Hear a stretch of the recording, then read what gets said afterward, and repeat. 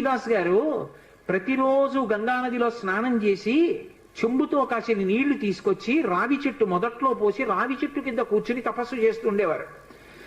ఆ రావి చెట్టు మొదట్లో గంగ నీళ్లు పోస్తుంటే గంగాజలం తగిలిందో ఏమో ఒక బ్రహ్మరాక్షసుడు పైనుంచి కిందకి దిగాడు. బ్రహ్మరాక్షసుడు క్రిందకి దిగి అన్నాడు, నువ్వు నాకు మహోపకారం చేశావు, ఎప్పటి నుంచో ఈ చెట్టు మీద పడున్నాను. నువ్వు గంగాజలాన్ని తెచ్చి ఈ చెట్టు మొదట్లో పోసినప్పుడు గంగాజల స్పర్శ చేత నా పాపం శమించింది. నేను సాధారణ రూపాన్ని పొందాను. రామదర్శనం కావాలి అంటే చేయించగలిగిన వారు హనుమ ఒక్కరే. హనుమ రోజు వస్తుంటారు. ఎక్కడికి వస్తారో తెలుసా? ఎక్కడ రామనామం ప్రస్తావనకు వస్తుందో, ఎక్కడెక్కడ రామ కథ చెప్పబడుతుందో అక్కడ ఉంటారు. కాశీలో హనుమాన్ ఘాట్ లో ఒక వ్యక్తి రోజు రామాయణం చెప్తున్నాడు. అక్కడికి వచ్చి కూర్చుంటారు. ఎలా గుర్తుపడతావో తెలుసా? అందరికన్నా ముందు సభలోకి వస్తారు. అందరికన్నా ఆఖరణ కళ్ళ నీళ్ల పెట్టుకుని ఒక్కడు తలదించుకుని నడిచి వెళ్ళిపోతూ ఉంటాడు. నువ్వు గుర్తుపట్టి వెంట వెళ్ళు అన్నారు.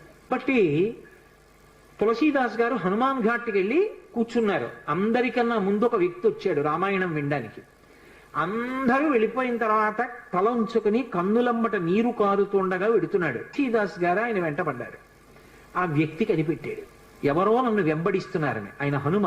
ఆ ముందు వెడుతున్నవారు వెనక్కి తిరిగి గద్దించారు. ఎందుకు నా వెంట వస్తున్నావు? ఆగక్కడ. కాదు, నాకు రామదర్శనం కావాలి, నీ వల్లే జరగాలి. వెళ్ళి కాళ్ళ మీద పడ్డారు.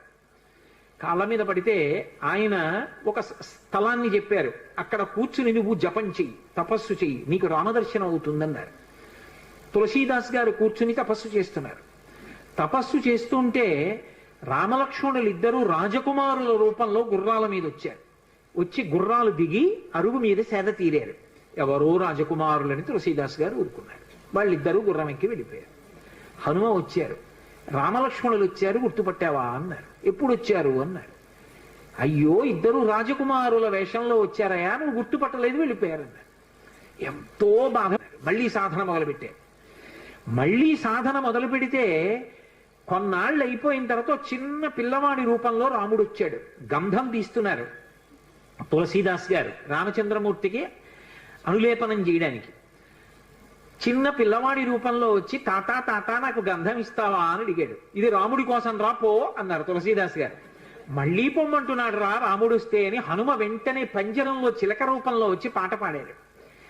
రాముడు బాలుడి రూపంలో వచ్చి తులసీదాస్ గారిని గంధం అడుగుతున్నాడు. గుర్తించలేని తులసీదాసు వెళ్ళిపోమ్మంటున్నాడు అని. అది విన్నటువంటి తులసీదాస్ గారు వెంటనే పిల్లవాడి కాళ్ళు పట్టుకుని పిల్లవాడి కాళ్ళ మీద పడ్డారు. పడగానే రామచంద్రమూర్తిగా దర్శనమిచ్చారు.